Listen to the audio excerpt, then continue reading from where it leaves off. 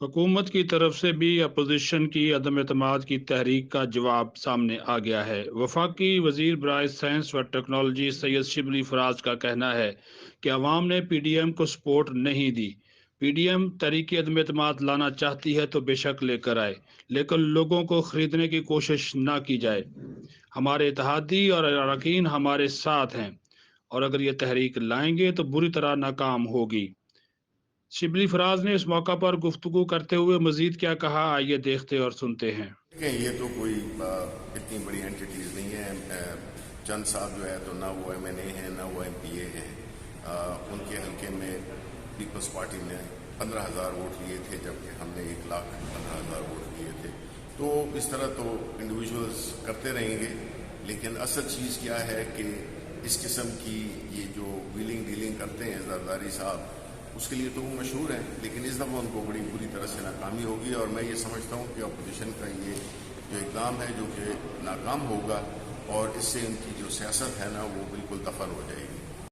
اور انشاءاللہ یہ جو جتنی بھی اس ملک کو غیر مستحکم کرنے کی جو سازشیں ہو رہی ہیں لوکلی اور انٹرنیشنلی، تو انشاءاللہ جو ہے تو ہم، چونکہ ہمارے پاس پہلی دفعہ ایک ایسا لیڈر ہے عمران خان کی صورت میں، جس کے نہ تو مفادات بیرون ملک میں ہیں، نہ ان کی جائیدادیں ہیں، نہ بینک اکاؤنٹس ہیں، نہ ان کی کوئی ایسا نیٹ ورک ہے جس سے کہ وہ اپنے ملک کی نیشنل انٹرسٹ کو کمپرومائز کرتے ہوئے اپنی فارن پالیسی کو اس طرح ترتیب دیں۔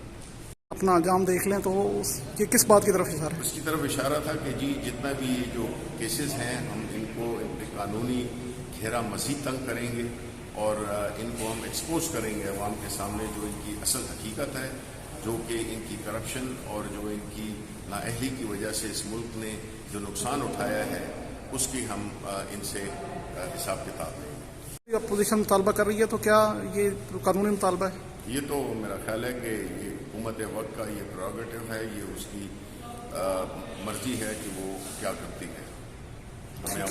اپوزیشن کا ہم نے پچھلے 3-4 سالوں میں دیکھا ہے کہ انہوں نے بنیادی طور پہ اپنے لیڈران کو بچانے کے لیے پوری ایک مہم چلائی ہوئی تھی، جو کہ بری طرح سے ناکام ہوئی۔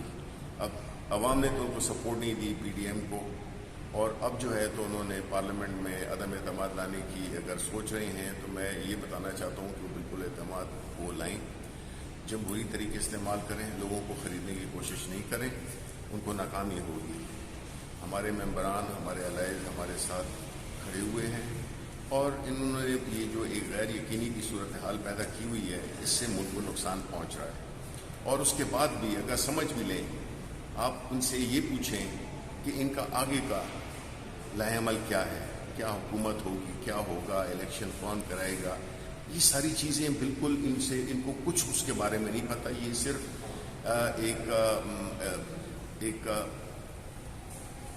ایک ایسی صورتحال کریٹ کر رہے ہیں جس سے کہ بنیادی طور پہ ان کے جو کیسز جو کہ فائنل سٹیجز پہ ہیں وہ آگے نہ چل سکے۔ یہ سارا کھیل جو ہے تو اسی کے لیے ہو رہا ہے، اور نہ ملک کے لیے ان کے پاس کوئی پلان ہے نہ تھا۔ 35 سال انہوں نے لگائے مل کے، لیکن اس ملک کو اس حالت میں لائے ہیں جس میں ہمیں ملا۔ الحمدللہ ہم اس کو اپنے پاؤں پر دوبارہ کھڑا کر دیا ہے۔